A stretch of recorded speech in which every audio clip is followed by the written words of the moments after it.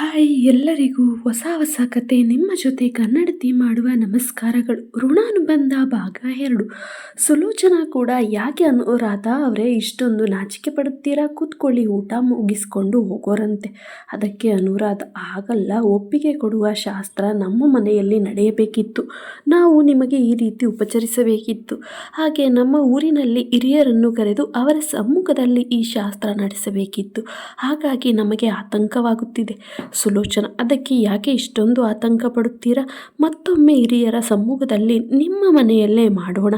ಒಳ್ಳೆಯ ದಿನ ನೋಡಿ ಹೇಳಿ ಪುರೋಹಿತರೆ ಅಂತಾರೆ. ಆಗ ಪುರೋಹಿತರು, ಇನ್ನು 4 ದಿವಸ ಅಂದರೆ ಭಾನುವಾರದ ದಿವಸ ತುಂಬ ಒಳ್ಳೆಯ ಮುಹೂರ್ತ ಇದೆ ಅಮ್ಮ. ಹಾಗೆ ಆ ದಿನ ಒಪ್ಪಿಗೆ ಪಡೆಯುವ ಶಾಸ್ತ್ರ. ಹಾಗೆ ಹುಡುಗ ಹುಡುಗಿಯ ಜೊತೆ ಉಂಗುರವನ್ನು ಬದಲಾಯಿಸಿಕೊಳ್ಳಬಹುದು, ಅಂದರೆ ಎಂಗೇಜ್ಮೆಂಟ್ ಮಾಡಿಕೊಳ್ಳಬಹುದು. ಸುಲೋಚನಾ, ನೋಡಿ ಅನುರಾಧ ಅವರೇ, ರಾಮಣ್ಣ ಅವರೇ, ಇವಾಗ ನಿಮ್ಮ ಚಿಂತೆಯನ್ನು ಬಿಟ್ಟು ಊಟ ಮಾಡಿ. ಮುಂದಿನ ಭಾನುವಾರ ಈ ಶಾಸ್ತ್ರವನ್ನೆಲ್ಲ ಮುಗಿಸಿಕೊಳ್ಳೋಣ ಮತ್ತೊಂದು ಸಾರಿ.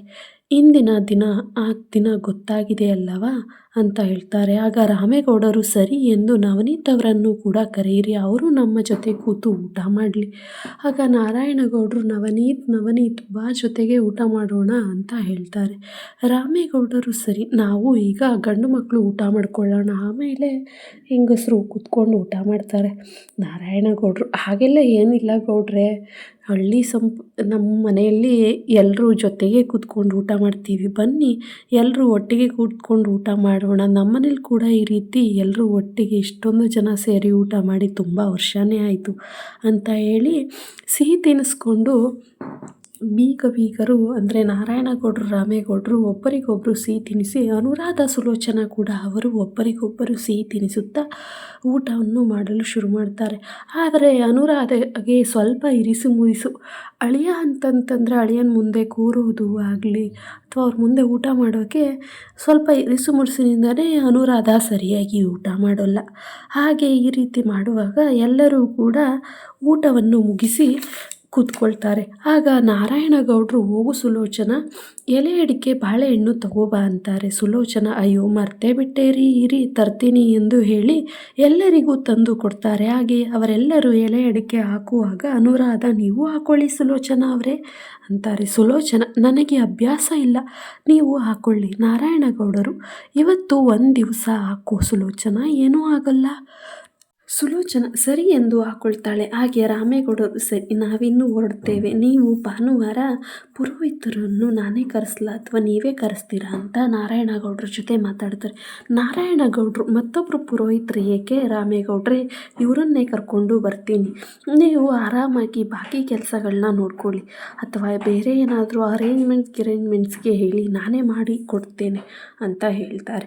ಆಗ ರಾಮೇಗೌಡರು, ಅದೆಲ್ಲ ಏನೂ ಬೇಡ, ನೀವು ಬನ್ನಿ ಸಾಕು ಪುರೋಹಿತರನ್ನು ಕರ್ಕೊಂಡು ಅಂತ ಹೇಳ್ತಾರೆ. ನಾರಾಯಣಗೌಡರು, ಸರಿ ಬರ್ತೀವಿ. ಸುಲೋಚನಾ ಅನುರಾಧ ಹಾಗೂ ಶ್ರುತಿಗೆ ಅರಿಶಿನ ಕುಂಕುಮವನ್ನು ಕೊಟ್ಟು ಸೀರೆಯನ್ನು ಕೊಡುತ್ತಾರೆ. ಇದನ್ನು ಕದ್ದು ನೋಡುತ್ತಿದ್ದ ನವನೀತ್, ನೋಡು, ನಮ್ಮ ಅಮ್ಮಂಗೆ ಮೊದಲೇ ಸೊಸೆ ಆಗೋಕ್ಕೂ ಮೊದಲೇ ಎಷ್ಟೊಂದು ಪ್ರೀತಿ, ಸೊಸೆ ಆಗೋದ್ರೆ ಇನ್ನು ಕೇಳಂಗೇ ಇಲ್ಲ, ಇವಾಗಲೇ ಇಷ್ಟೊಂದು ಪ್ರೀತಿಯಿಂದ ನೋಡ್ಕೊಳ್ತಾ ಇದ್ದಾರೆ. ಹಾಗೆ ನವನೀತ್ ಅವನು ಮದುವೆ ಆದ ಮೇಲೆ ಯಾವ ರೀತಿ ಇರ್ತೀನಿ ಅಂತ ಕನಸು ಕಾಣ್ತಾ ಇರ್ತಾನೆ. ಅಷ್ಟರಲ್ಲಾಗೆ ರಾಮೇಗೌಡರು, ನವನೀತ್ ಅವರನ್ನು ಕರೀರಿ, ನಾವು ಇನ್ನೂ ಹೊರಡ್ತೀವಿ, ಅವರಿಗೆ ಹೇಳ್ಬಿಟ್ಟು ಹೋಗ್ತೀವಿ ಅಂತ ಹೇಳ್ತಾರೆ. ಆಗ ನಾರಾಯಣಗೌಡರು, ನವನೀತ್ ಇಲ್ಲಿ ಬಾ ಅಂತಾರೆ. ಆಗ ನವನೀತ್, ಹಾಂ ಅಪ್ಪ ಬಂದೆ ಅಂತಾರೆ. ಬೀಗರು, ನವನೀತ್ ಬಂದ ಮೇಲೆ ಬೀಗರು ಊರಿಗೆ ಹೊರಡ್ತಾವ್ರಂತೆ, ಅವ್ರನ್ನ ಕಳಿಸಿಕೊಡೋಣ ನಡಿ ಅಂತ ಹೇಳ್ತಾರೆ. ನವನೀತ್ ಆಗ ರಾಮೇಗೌಡರ ಕಾಲಿಗೆ ಬೀಳ್ತಾನೆ. ರಾಮೇಗೌಡರು 100 ಕಾಲ ಸುಖವಾಗಿರಿ ಎಂದು ಆಶೀರ್ವಾದ ಮಾಡ್ತಾರೆ.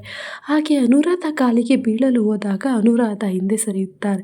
ಬೇಡಪ್ಪ, ನನ್ನ ಕಾಲಿಗೇನು ಬೀಳೋದು ಬೇಡ, ನೀವು ಚೆನ್ನಾಗಿರಿ ಅಂತ ಹೇಳಿ ಅನುರಾಧ ಹಿಂದೆ ಸರಿದು ಬಿಡುತ್ತಾರೆ. ಆಗ ನವನೀತ್, ಸರಿ, ಹುಷಾರಾಗಿ ಹೋಗಿ ಬನ್ನಿ, ಹಾಗೆ ಊರಿಗೆ ಹೋದ ಮೇಲೆ ಒಂದು ಫೋನ್ ಮಾಡಿ ಅಂತ ಹೇಳ್ತಾರೆ. ರಾಮೇಗೌಡರು, ಆಯ್ತಪ್ಪ ಮಾಡ್ತೀವಿ ಅಂತ ಹೇಳಿ ಅಲ್ಲಿಂದ ಶಾಲಿನಿಯ ಕುಟುಂಬ ಮನೆ ಕಡೆ ಹೊರಟು ನಡೆಯುತ್ತದೆ. ಹಾಗೆ ದಾರಿಯಲ್ಲಿ ಹೋಗುವಾಗ ರಾಮೇಗೌಡರು ಶಾಲಿನಿಗೆ ಇಷ್ಟವಾದ ಸಿಹಿ ತಿಂಡಿ ಹಾಗೂ ಕೇಕನ್ನು ತೆಗೆದುಕೊಂಡು ಹೋಗುತ್ತಾರೆ. ಮನೆಗೆ ಬಂದ ತಕ್ಷಣ ಶ್ರುತಿ ಶಾಲಿನಿಯ ಎರಡೂ ಕೈಗಳನ್ನು ಹಿಡಿದು ಖುಷಿಯಿಂದ ಶಾಲಿನಿಯನ್ನು ಸುತ್ತಾಡಿ ಸುತ್ತ ಅಕ್ಕ ನೀನು ಎಷ್ಟು ಅದೃಷ್ಟ ಮಾಡಿದ್ದೀಯ ಗೊತ್ತಾ? ಅದು ಮನೆಯಲ್ಲ ಕಣೆ ಅರಮನೆ. ಅಷ್ಟು ಚೆನ್ನಾಗಿದೆ. ಆ ಮನೆಯವರು ಕೂಡ ನಿನ್ನನ್ನು ತುಂಬ ಚೆನ್ನಾಗಿ ನೋಡ್ಕೊಳ್ತಾರೆ. ನೀನು ತುಂಬ ಖುಷಿಯಾಗಿರ್ತೀಯ ಕಣೆ. ನನಗಂತೂ ತುಂಬ ಇಷ್ಟ ಆಯಿತು. ಹಾಗೆ ಭಾವ ಕೂಡ ತುಂಬ ಒಳ್ಳೆಯವ್ರು ಕಣೆ. ನಿನ್ನನ್ನು ಸಖತ್ತಾಗಿ ನೋಡ್ಕೊಳ್ತಾರೆ ಅನಿಸುತ್ತೆ. ನಮ್ಮನೆ ಥರ ಅಥವಾ ಈ ಹಳ್ಳೀಲಿ ನಡೆಯೋ ರೀತಿ ನೀನು ಮೊದಲು ಗಂಡ್ಮಕ್ಳು ಊಟ ಮಾಡಿ ಆಮೇಲೆ ಹೆಣ್ಮಕ್ಳು ಊಟ ಮಾಡೋದು ಆ ರೀತಿ ಎಲ್ಲ ಸಂಪ್ರದಾಯ ಇಲ್ಲ ಕಣೆ. ಎಲ್ಲರೂ ಜೊತೆಗೆ ಕೂತ್ಕೊಂಡು ಊಟ ಮಾಡ್ತಾರೆ. ಹಾಗೆ ಕೈಗೊಬ್ಬರು ಕಾಲ್ಗೊಬ್ಬರು ಆಳು ಕಾಳು ಎಲ್ಲ ಇದ್ದಾರೆ ಕಣೆ. ನೀನು ತುಂಬ ಅದೃಷ್ಟ ಮಾಡಿದ್ದೀಯ ಅಕ್ಕ. ಈ ಮದುವೆ ನೀನು ಬೇಡ ಅಂತ ಇದ್ದೆ, ಬಟ್ ನೀನು ಮದುವೆ ಆದರೆ ಮಾತ್ರ ಈ ಹುಡುಗನ್ನ ಮಿಸ್ ಮಾಡ್ಕೊಬಿಡ್ತಿದ್ನಾ ಅಂತ ಅನ್ಕೋತೀಯ. ಅಷ್ಟೊಂದು ಚೆನ್ನಾಗಿ ನೋಡ್ಕೊತಾರೆ ಕಣೆ. ನೀನು ತುಂಬ ಖುಷಿ ಪಡು ಅಂತ ಹೇಳ್ತಾಳೆ. ಆಗ ಶಾಲಿನಿ ಹೌದಾ ಮತ್ತೆ ಅಂತ ಶಾಲಿನಿ ಸ್ವಲ್ಪ ಕುತೂಹಲ, ಅವಳು ಖುಷಿಯಾದರೂ ಕೂಡ ಆ ಖುಷಿನ ಮುಚ್ಚಿಟ್ಕೊಂಡು ಎಲ್ಲವನ್ನು ಕೇಳಲು ಶುರು ಮಾಡ್ತಾಳೆ. ಹೇಗಿದೆ ಅವ್ರ ಮನೆ, ಹಾಗೆ ಹುಡುಗ ಹೇಗಿದ್ದಾನೆ ಅಂತ ಕೇಳ್ತಾಳೆ. ಆಗ ಶ್ರುತಿ ಹೇಳ್ತಾಳೆ, ಅಕ್ಕ ಹುಡುಗ ಭಾವ ಅಂತೂ ಸೂಪರಾಗಿದ್ದಾರೆ ಕಣೆ. ಇವತ್ತೇ ಒಪ್ಪಿಗೆ ಕೊಟ್ಟು ಬಂದರು ಕಣೆ ಇವರು ಎಲ್ಲರೂ ಸಿಹಿ ತಿನ್ನಿಸಿ ನಾವು ಊಟ ಮಾಡ್ಕೊಂಡು ಬಂದು ಕಣೆ. ನಿನಗೆ ಅಂತ ಒಬ್ಬಟ್ಟು ಕೂಡ ಸ್ವೀಟ್ ಕೂಡ ಕೊಟ್ಟು ಕಳಿಸಿದ್ದಾರೆ. ನಾನು ಮರ್ತೇ ಬಿಟ್ಟೆ. ಹಾಗೆ ಅಪ್ಪ ನಿನಗಿಷ್ಟ ಅಂತ ತುಂಬ ಸಿಹಿ ತಿಂಡಿಗಳನ್ನೂ ಕೂಡ ತಂದಿದ್ದಾರೆ, ಕೇಕ್ ಕೂಡ ತಂದಿದ್ದಾರೆ ಕಣೆ. ಅಮ್ಮನೂ ತುಂಬ ಖುಷಿಪಟ್ಟರು. ಹಾಗೆ ಇದೇ ಭಾನುವಾರ ನಿನಗೆ ಸರ್ಪ್ರೈಸ್ ಇದೆ ಕಣೆ. ಏನೇ ಅದು ಶಾಲಿನಿ, ಏನೇ ಅದು? ಏನು ಗೊತ್ತಾ, ಇದೇ ಭಾನುವಾರ ನಿಮ್ಮ ಎಂಗೇಜ್ಮೆಂಟ್ ಕಣೆ. ನಿನಗೆ ಇನ್ಮೇಲೆ ಸೀರೆ ಒಡವೆ ತರಲು ಎಲ್ಲ ಶುರುವಾಗುತ್ತೆ. ಖುಷಿಯಾಗಿರ್ಬೇಕು ಕಣೆ ನೀನು ಅಂತ ಹೇಳ್ತಾಳೆ. ಹಾಗೆ ರಾಮೇಗೌಡರು ಕೂಡ ಬಂದು ಶಾಲಿನಿಯ ಹತ್ತಿರ ಆ ಮಾಡು ಮಗಳೇ ಅಂತ ಹೇಳಿ ಕೇಕ್ ತಿನ್ನಿಸಿ, ಮಗಳೇ ನೀನು ತುಂಬ ಒಳ್ಳೆ ಮನೆಗೆ ಸೇರ್ತಾ ಇದೆಯಮ್ಮ, ನೀನು ಯಾವಾಗಲೂ ಖುಷಿಯಾಗಿರು, ಹಾಗೆ ನಿನ್ನ ಕೆರಿಯರ್ ಕೂಡ ತುಂಬ ಚೆನ್ನಾಗಿರುತ್ತೆ ಅಂತ ಹೇಳ್ತಾರೆ. ಅನುರಾಧ ಮಗಳನ್ನು ಅಪ್ಪಿಕೊಂಡು, ಶಾಲಿನಿ ನಿನ್ನಷ್ಟು ಅದೃಷ್ಟ ಮಾಡಿರೋರೇ ಯಾರೂ ಇಲ್ಲ ಅನಿಸುತ್ತೆ ಕಣೆ. ಹಾಗೆ ನಮ್ಮ ಹಳ್ಳಿ ಕಡೆ ಇರುವಂಥ ಕೆಲವು ರಿಸ್ಟ್ರಿಕ್ಷನ್ಸು ಅಂದರೆ ಕಟ್ಟುಪಾಡು ಯಾವುದೂ ಇಲ್ಲ ಕಣೆ. ಶಾಲಿನಿ, ಏನಮ್ಮ ನೀನು ರಿಸ್ಟ್ರಿಕ್ಷನ್ ಅಂತ ಹೇಳ್ತಾ ಇದೀಯಾ? ಅಲ್ಲಿ ಕೇಳಿದೆ ಕಣೆ, ಸುಲೋಚನಾ ಅವರು ಮಾತಾಡ್ತಾಯಿದ್ರು, ಅದಕ್ಕೆ ಕಟ್ಟುನಿಟ್ಟು ಅಂತ ಹೇಳಿದ್ರು, ಹಾಗೆ ಸುಮ್ಮನೆ ಹೇಳಿದೆ. ಶಾಲಿನಿ ಕೂಡ ತುಂಬ ಖುಷಿ ಪಡ್ತಾಳೆ, ಆದರೆ ಆ ಖುಷಿಯನ್ನು ತೋರಿಸಿಕೊಳ್ಳುವುದಿಲ್ಲ. ವಾವ್, ಮನಸ್ಸಲ್ಲೇ ಅಂದ್ಕೊಳ್ತಾಳೆ, ವಾವ್ ಇಷ್ಟೊಂದು ಒಳ್ಳೆ ಹುಡುಗ, ಆಸ್ತಿ ಹಣ ಅಂತಸ್ತು ಎಲ್ಲ ಇದೆ, ನಾನು ಅದ್ಧೂರಿಯಾಗಿ ಬದುಕ್ಬೋದಲ್ವಾ ಅಂತ ಅಂದ್ಕೊಂಡು ಮನಸ್ಸಲ್ಲೇ ತುಂಬ ಖುಷಿ ಪಡ್ತಾಳೆ. ಹಾಗೆ ಶಾಲಿನಿ ರೂಮ್ ಡೋರ್ ಲಾಕ್ ಮಾಡಿಕೊಂಡು ಸಾಂಗ್ ಹಾಕ್ಕೊಂಡು ಇಯರ್ಫೋನ್ನ ಕಿವಿಗೆ ಹಾಕ್ಕೊಂಡು ಕುಣಿದು ಆಡ್ತಾ ಇರ್ತಾಳೆ.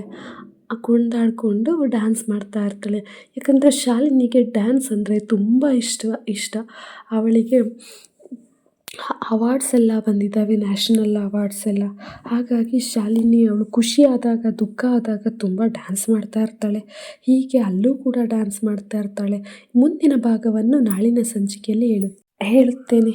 ಎಲ್ಲರಿಗೂ ಧನ್ಯವಾದಗಳು.